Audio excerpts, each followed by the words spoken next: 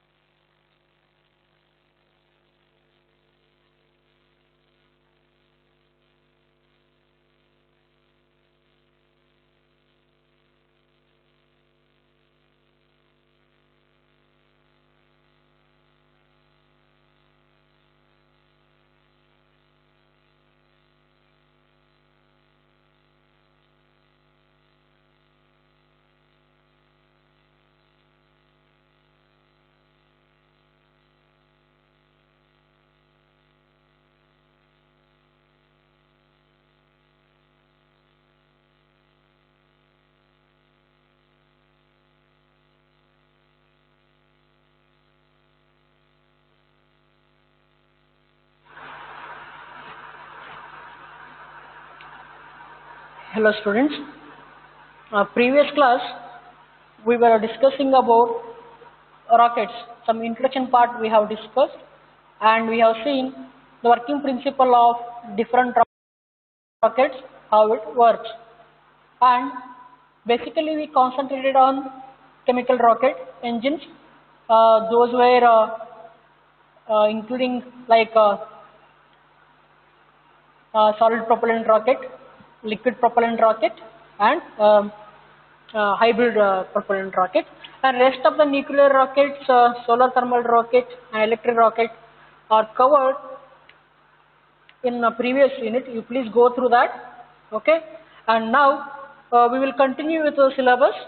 And in today's class, we will discuss about materials used for rockets and satellites and their properties, as well as also we will see the types of orbits and their applications, and finally the types of satellites and their applications. This much of or these topics we will cover in today's class. So first we will talk with or we will discuss about the properties of materials okay, which need to be required actually, which are required to be function in space. Why we need to choose a particular material for rocket purpose or satellite purpose, as like a rocket structure or satellite structure. Why it's required and what are their properties. So first we will go through the properties of materials need to function in space. So now when we say satellite or when we say rocket, basically it is a aerospace vehicle. That means what? It will not operate in the earth, within the earth atmosphere. So it is going beyond earth atmosphere and it is going to uh, work in the space. Okay, and there it is exposed to many different conditions, maybe vacuum or what we say like high pressure or high amount of heat, temperature or radiation or due to the gravitational forces of different planets.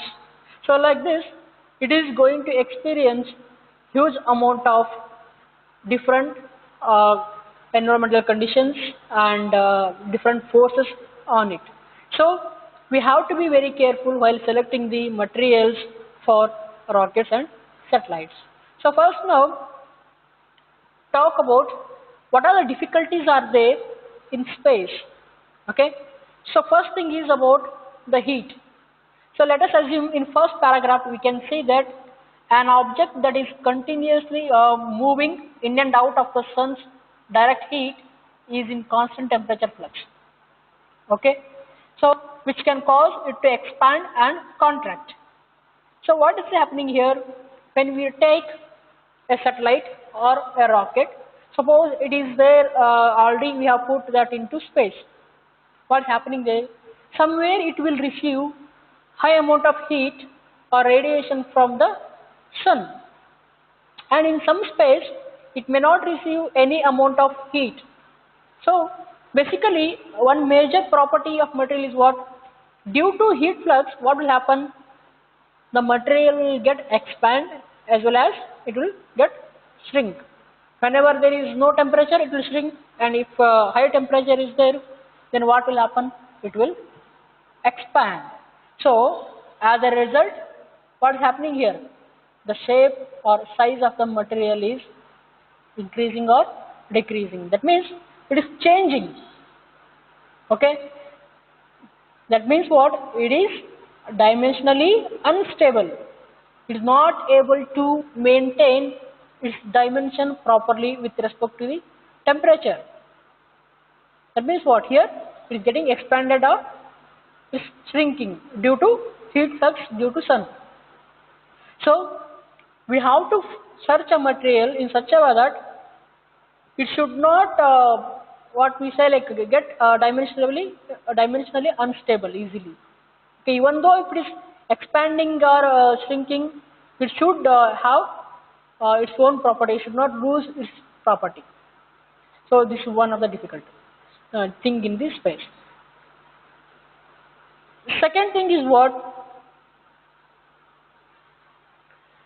The structure of the rocket or satellite in space, it should be able to withstand with the harsh environment. Okay, that means it should be environmentally stable. That kind of material we should have. Here, what is happening here? In space, the material can remain stable in despite of presence of radiation and vacuum space. That means what?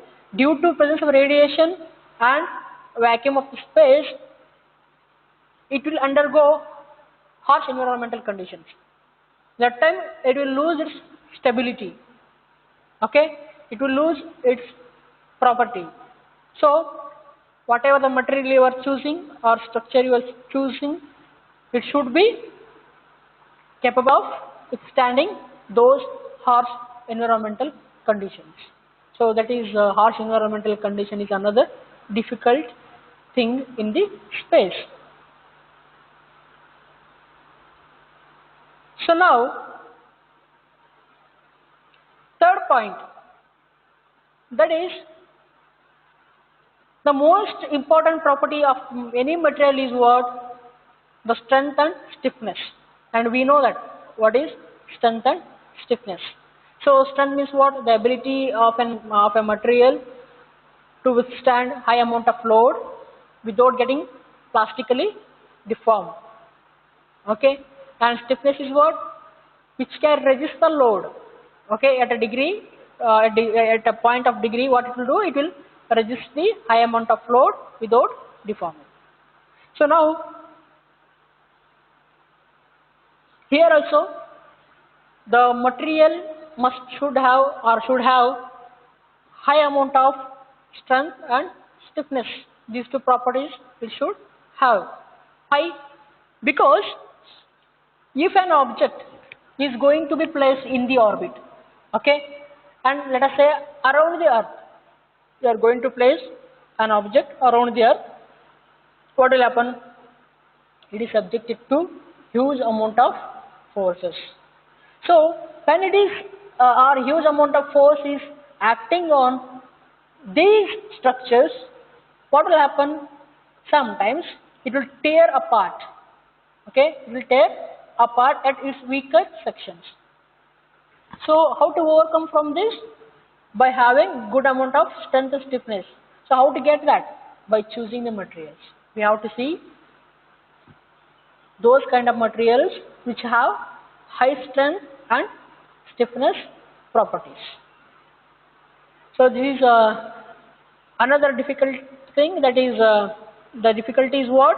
Here the difficulty is the incredible forces that are acting on the object. Next. So now, the second thing is the gravitational force. Let us say once you launch an object from the earth, what will happen? It is going to travel through the space. Okay, that times what will happen? It is going to subject to the two other gravitational forces of the different planets. So that means what? The gravitational force of different planets are different. It's not like our Earth. Okay, so that time what will happen to the material? It will lose its integrity. Okay, it may break or it may bend. So here we should be careful while selecting the material in such a way that we should see the material which will function in the space without losing its integrity. Okay, for an example, here in this para we can see that the launch alone can put a material under up to 3 times the force of the gravity, meaning that each component will weigh up to 3 times as much as it would on Earth. Suppose let us say, if you take some other planet, what will happen? As I said, the gravitational forces will be different. Okay, it may be 3 times, maybe more than the Earth or lower than the Earth. So due to that, what will happen? The material, okay, may break or bend. So in order to overcome from this, we have to choose such a material which should withstand with, which will be withstanding with these forces, and it should not break or bend. Okay, that means it should maintain its own integrity. It should not lose its integrity. Okay. So now, next thing, what is another difficulty in the space? Okay. Here is the same case, that is about once the satellite is rotating. Okay, this part is dealing with satellite. Once the satellite is rotating around different planets, what will happen? Again, it's going to experience the different gravitational forces, okay, from different planets.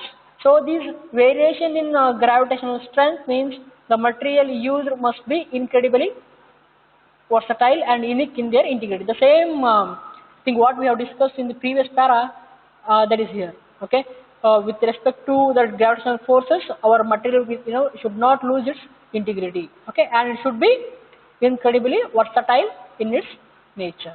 So such kind of material we are supposed to choose.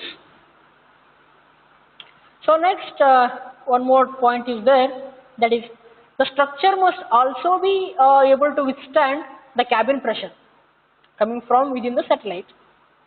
Okay, so here what's happening here, on the International Space Station, the oxygen within it can exert a force of up to 15 pounds per inch on a surface. So now assume that we are going into space. Okay, we are going to space and we made to sit inside the cabin. So when you are in Earth, pressure is different, atmospheric pressure is different, and inside pressure is different. Okay, it will not harm that much. But once you go out of the Earth atmosphere, what will happen? That means you are going to be in space, and there is no pressure outside, let us say. And where you are sitting inside the cabin, there pressure is more. So due to that, what will happen? If pressure becomes more inside, it may burst. Cabin may burst or crack. Fine.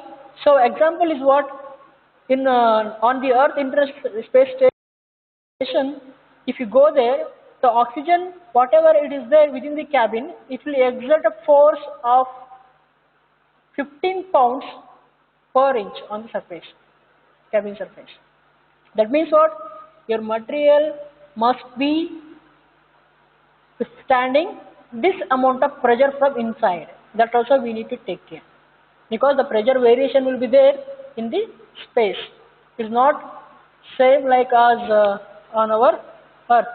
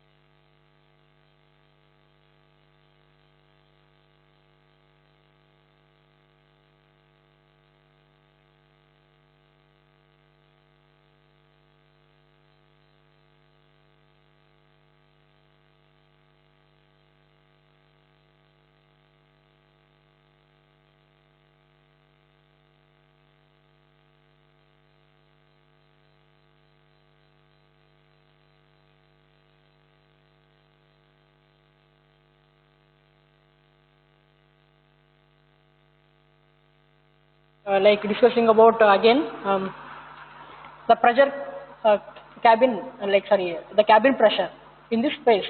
So now what is happening? If the material is not strong enough to withstand that force or that pressure, it may rupture from inside, and it can cause an air leak. Okay. So if it is happening, what will happen? There will be a threat to the lives of everyone on board. So our material must be withstanding high amount of pressure created inside the cabin. So now next point is, what is another threat for satellites is what? When it is in projectile motion. Okay. So another threat to satellites is, or to consider, is the amount of projectiles which will come into contact with the structure. The shrapnel of older defunct artificial satellites still orbits around the Earth today as space junk.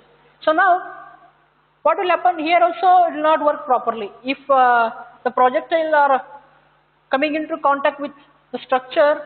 So it will become junk in future. Okay. So this is another threat for our satellite. So next is like so at this time, what will happen? The high velocity metal scraps can shred newer still functioning satellites if the materials used are not strong enough to shrug off these projectiles. So what will happen here? Let us say the metal scraps are there in the projectile direction, and our new satellite is moving in that direction. What will happen? Those scraps come in contact with our new satellite and may rupture the parts. So your material must be strong enough to what? Overcome from that problem. So we are very careful while selecting the material for satellite.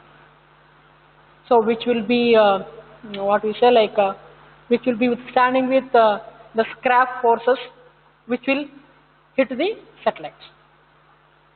And last one, next one is some meteoroids. Okay, we know that there are so many meteoroids are there in space. What will happen? Sometimes these meteoroids will hit the satellites. So at that time, your satellite may break. Okay, if you are using the weaker material for the construction of your satellites, it will break. So we should use very strong material to overcome from this problem, that is hitting of meteoroids problem. Okay, and finally it's like coming to the point of money. Okay, we have got a huge amount of a very good material which is very strong and which is having a high strength and stiffness, and it will not get ruptured because of the cabin pressure. So many things we have seen and chosen the material. And what if its cost is very high? We cannot afford it. Okay, so we have to take care of our economy part also, and should see that the materials is coming under all the categories like different mechanical properties like strength, stiffness, and strong, and other properties, as well as also it should fall under our budget. So that is also we need to take care. So considering all these things, we are supposed to select a material for the construction of rockets and satellites. Okay, and some examples are like this. Okay, the better example of our material is for space application, that is Kevlar. Kevlar is one type of material which will fit under all the categories, almost all the categories, and it is used in bulletproof vest and armor basically.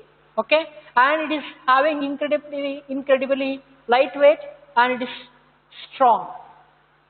So strength to weight ratio here. So like it is very lightweight in its weight, and it is very strong. So material is Kevlar, and it is perfect for our space travel. And also this material is highly resistant to temperature changes. Okay, so making it ideal for the orbiting structures. So whether it is kept in direct sun's heat, or there is no sun heat also, it's having the good amount of toughness and durability. So it is the ideal for protecting the artificial satellites from dangerous environmental conditions. Also, it is capable of protecting satellite from other orbital debris. So that means which are there, junk parts are there in the space. From that also it will protect. And second thing is, another material is aluminum is there. Okay, basically we cannot use aluminum. Okay, but we can use aluminum alloys, and we know that what is alloy. Okay, combination of one or two or more metals. So alloy, which will be having the base metal and reinforced materials. So now using aluminum alloy also is recommendable for the satellite applications and rocket applications. Okay, because once it becomes aluminum alloy, then it will gain the good amount of mechanical properties, like it will become stronger. Okay, and also it is lighter in weight. That is one more consideration. So which is helpful for the functions in space structures and satellites.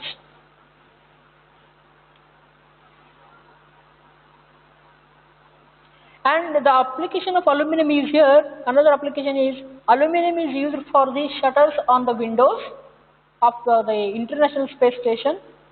Okay, and why? Because to protect the windows from impact loads. So they are using this as a shutter on the windows of the International Space Station. Okay, that is aluminum usage in the satellites.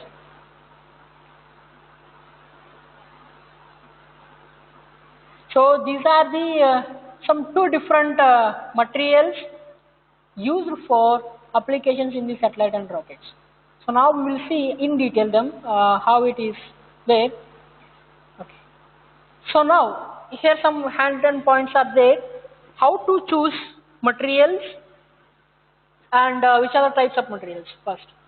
So now we spoke about or discussed about what are the difficulties are there in this space, and if that difficulty is coming, what may be the case, what will happen to the satellite. We have seen almost all and we have discussed. So now, while selecting materials, we need to have certain things in our head while choosing them. Okay, the first one is high specific strength. So material what you are going to choose must have high specific strength, and also it should have high specific modulus. And also the third point is fabrication easier. Okay, we say that material is very strong and it has got good amount of strength and it has got good amount of stiffness and also it has got good amount of specific modulus. What if your material is not cooperating for different fabrication? It is not bending like different curvatures. If you want to make a round shape satellite, but your material what you are going to use is not able to bend, then there is no use of it. Even though it is fulfilling all the needs for the applications of the satellite and rockets. Fine. That means what? It should be easier or very like what we say flexible. Finally, it should help for the easier fabrication process. Okay, there is another point we need to consider while selecting the material. And next is everything is fine. What about availability? If you have got very limited source, then it is not useful because you can produce very little amount of satellites or little number of very small number of satellites. What if you want to go for another purpose, another application oriented research? If it is not available, it's not possible. So we need to choose material which is easily available also. And finally the service conditions. Okay, so if you want to repair it or if you want to do servicing for that particular material, that means what? It should take that. It should not be like use and throw. Okay, sometimes what will happen? Some materials will need some services, some polishing, and suppose it's breaking, then we need to doing soldering and joining them back like this, or apply some more pad on it and stick them together. So like this, so service conditions also we need to see. So this is about selection of materials. Then now we will talk about types of materials. Okay, we have seen two materials, that is aluminum alloys as well as the Kevlar. Okay, so basically there are different types of materials are there.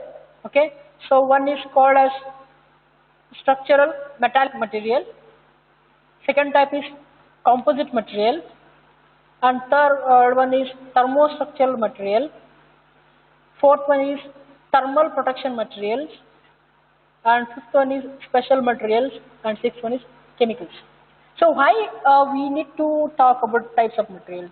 Because if you take a rocket, it has got different stages.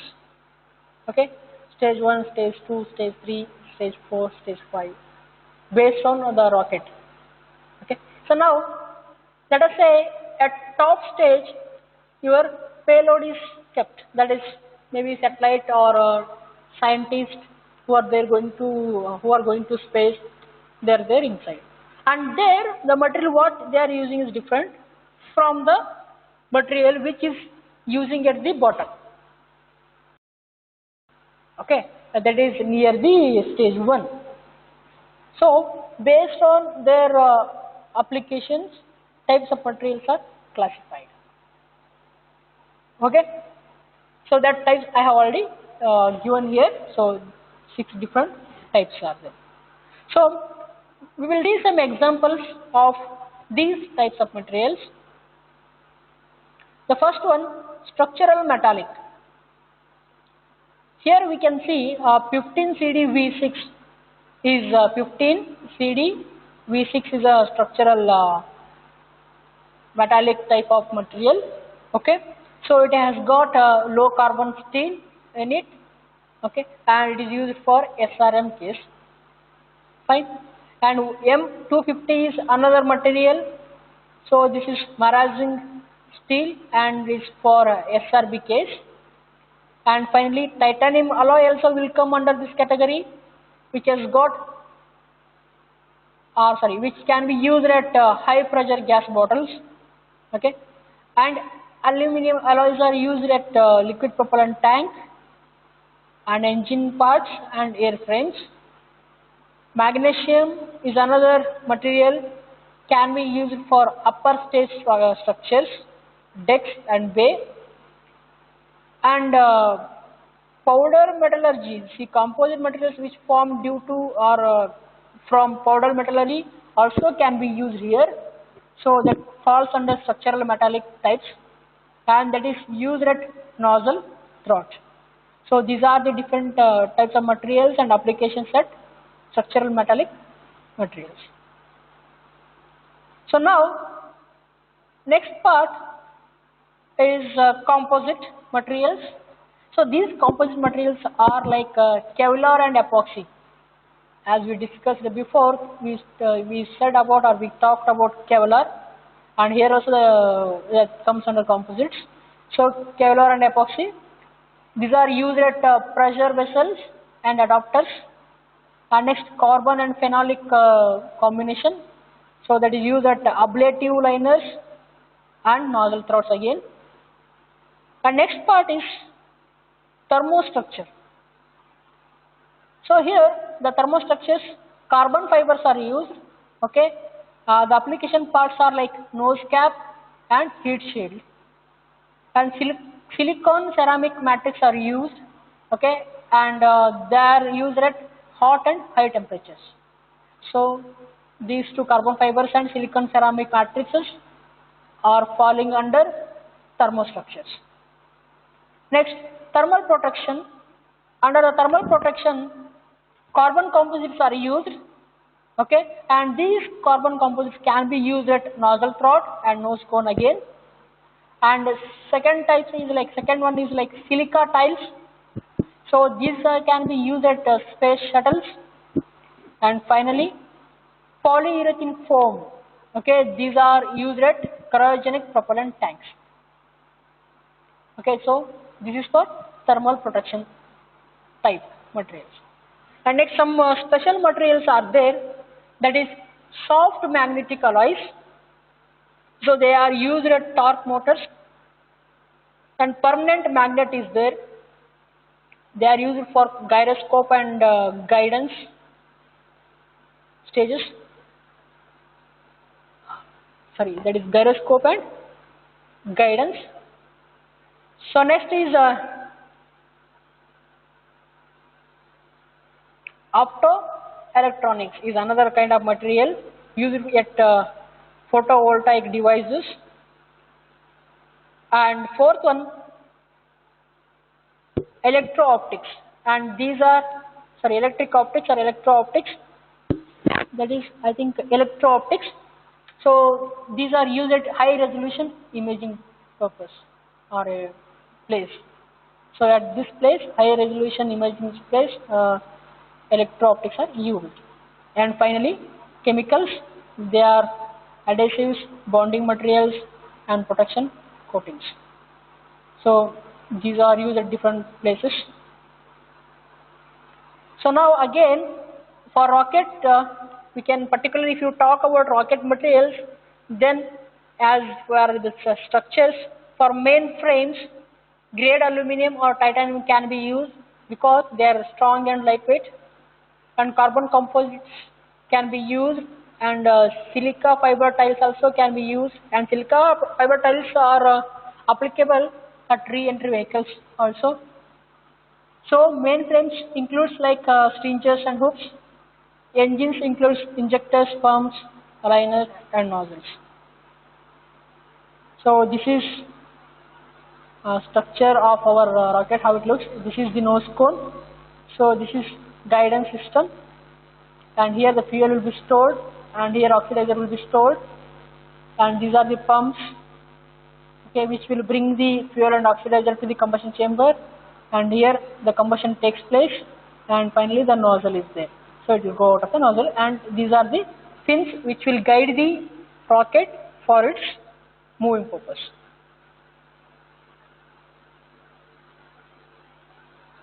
So this is about, till here we spoke about different types of materials and their applications, okay, and also we spoke about what are the difficulties are there in space. So now we'll jump into types of orbits, which are different types of orbits are there. So there are several types of orbits are there, okay, and like low Earth orbit is one type, medium Earth orbit is one type, okay, geosynchronous orbit is another type, and geostationary orbit is another type, polar orbit is there, sun synchronous orbit is there, and highly elliptical orbit is there, okay. So what are these orbits? So orbits are nothing but path created for movement of the satellites. If you create a path for it, it will just start rotating in that particular path only. So that we are calling as orbit.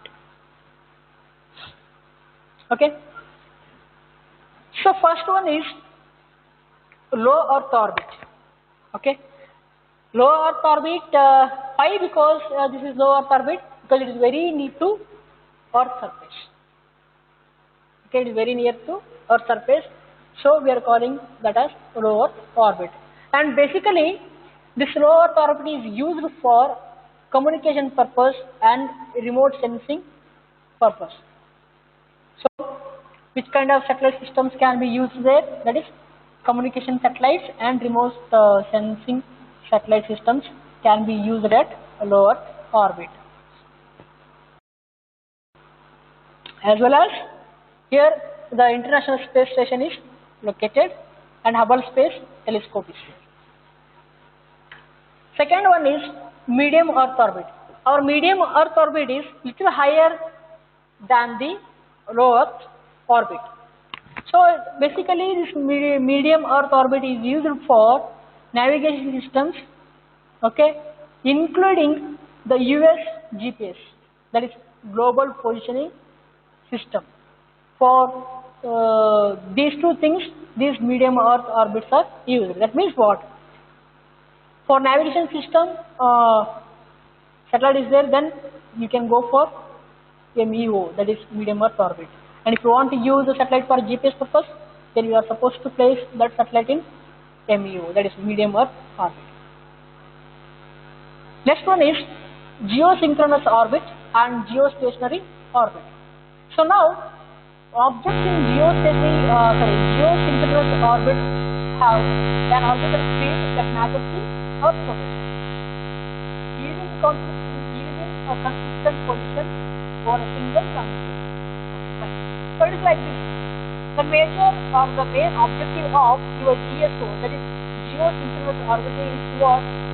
To rotate the satellite, okay, in the speed of Earth rotation.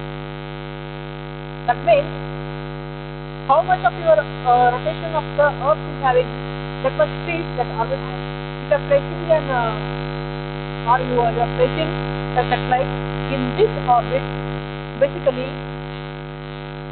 what's happening is here, how your Earth rotates, like that your satellite rotates. That means if you are concentrating on India, and you will remain concentrating on India only, that means it will not change its position. So, yielding a consistent position for a single longitude, we are supposed to use geosynchronous orbit. That means what? You are placing a satellite which is having the same speed as Earth rotation, so that you can gauge the concentration, or you can observe a particular point continuously. You can go deviating from this. So that is about geosynchronous orbit. And next is geostationary orbit. Okay.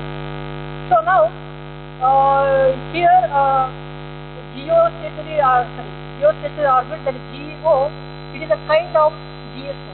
That means it is a kind of geosynchronous orbit. So it matches the planet's rotation. It also matches the planet rotation. But what is happening here? The one small difference is what? The GEO objects only orbit Earth's equator and from the ground perspective. They appear in a fixed position in the sky. GSO and GEO are used for telecommunication and Earth observation. Okay, fine. So now we will just have a look on this point, what actually it means. So our GEO is nothing but it's a kind of GSO. That means it has got the same property as our GSO. That means it also matching its speed with planet's rotation speed. Okay, and this GEO, its object is only for Earth at equator. Okay, and from the ground perspectives. So this is the difference. So it's only focus on orbit Earth equator and from the ground perspectiveness. Okay, that means what? They appear in a fixed position in the sky. Fixed position in the sky. So now this GSO and GEO, that is geosynchronous orbit and geostationary orbits, are used for telecommunications and Earth observations. Okay, so this is about geosynchronous orbit and geostationary orbits. And next is polar orbit. Okay, basically these polar orbits are what? It is crossing through the North Pole and South Pole. Okay, so that means within 30 degrees of the Earth poles, they are used. So now these polar orbits are used for, okay, reconnaissance and weather tracking purpose and measuring the atmospheric conditions and long-term Earth observations. And for these different applications, we can use polar orbits. Specifically for that is weather tracking, measuring the atmospheric conditions and long-term Earth observations. And also reconnaissance. So next one is Sun synchronous orbit. Okay, it is like this. Sun synchronous orbit is what? Actually, this is a type of polar orbit, we can say. That is a Sun synchronous orbit. Sun synchronous orbit is nothing but our type of polar orbit. So now, here what is happening is here, this SSO, Sun synchronous orbit, is like its objects are synchronizing with Sun movement. Okay, that means what? Sun is there in his place only, he will not move. But with respect to Sun, if you take Earth, what is happening to Earth here? The Earth is rotating. Earth is rotating. So now, what is happening here? Some portion of the Earth will experience day for certain amount of certain number of hours, and after that it will experience night. That means some portion of the Earth will face the sun, and again it will go back, and rest of the Earth will come and face the sun. But what you are placing here, the sun synchronous orbit, the satellite in this orbit, always it is facing the sun only. That means if it is, it's like it will be like sunset and sunrise. Fine, it is like sunset and sunrise. That means what? Your satellite, which is kept on or placed on sun synchronous orbit, it will pass over an Earth region at the same local time every day. It will not change its time. Okay. For example, let us say today 2 o'clock we can see the satellite in Belgaum, and again tomorrow 2 o'clock you can see at same time only the satellite. Okay, it is like it is rising with sun and setting with sun, we can say, for easier understanding purpose. Okay, basically it is synchronized with sun. So that is about sun synchronous orbit. Next, highly elliptical orbits. Okay, here highly elliptical orbits are like this. They have got their path in elliptical way or elliptical path. That means one end of the elliptical curvature is very near to Earth, and another one is very far from the Earth. So basically the structure is elliptical, the orbit structure is elliptical, so that is the reason we are calling that as highly elliptical orbit, where one end is very near to Earth and other end is very far from the Earth. And these satellites are used, basically are suited best for communication purpose and satellite radio purpose and remote sensing and other applications. So these are the different applications that is suited for HEOs, satellites which are kept at HEO are used for communications, satellite radio purpose and remote sensing and other application purpose. So now here we have seen right from the difficulties of the space and selection of the materials we have seen, and also types of materials we have seen, and examples of those types of materials also we have seen, and their application part also we have discussed, and finally we discussed about different types of orbits and their uses. And here we will conclude today's class, and next class we will discuss about types of satellites and orbit mechanics. So I hope and these materials will be shared with you, okay, through your WhatsApp group and all. Please read them and study well. Thank you.